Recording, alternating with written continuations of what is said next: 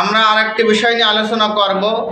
আমরা রাসূল করিম সাল্লাল্লাহু আলাইহি ওয়াসাল্লামের একটা প্রসিদ্ধ হাদিস জানি যে যেই ব্যক্তি জিলহজ মাসের শুরু থেকে নিয়ে কুরবানি করা পর্যন্ত চুল নখ না কাটবে সে একটা কুরবানি করার সওয়াব পাবে। কিন্তু এই সবটা যার পরে কুরবানি ওয়াজিব হয়েছে যেই ব্যক্তি কুরবানি করবে তার জন্য নির্ধারণ, নাকি যারা কুরবানি করতে পারবে না তারা এই আমলটা করলে কুরবানি করার সব পাবে? এই বিষয়ে হাদিসের বৈপরীত্যতা আছে। কিন্তু আমরা মোতালা করে হাদিসের কিতাব সব ঘাটাঘাটি করার পরে এই বিষয়ে উপনীত হয়েছি যে উভয় দলই এই আমল করবে।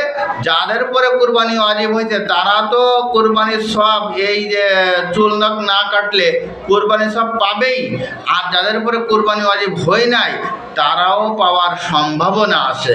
এই জন্য আমরা উভয় দল প্রত্যেক মুসলমানই এই আমলটা করার চেষ্টা করব। জিলহজ মাসের শুরু থেকে চাঁদ ওঠার পর থেকে নিয়ে কুরবানির আগ পর্যন্ত চুল নখ কাটবো না, যাতে করে আল্লাহ তাবারক ওয়া তাআলা আমাদের এই সবটার বরকতে ধন্য করতে পারেন। আল্লাহ তাবারক ওয়া তাআলা সবাইকে তৌফিক দান করুন, আমিন।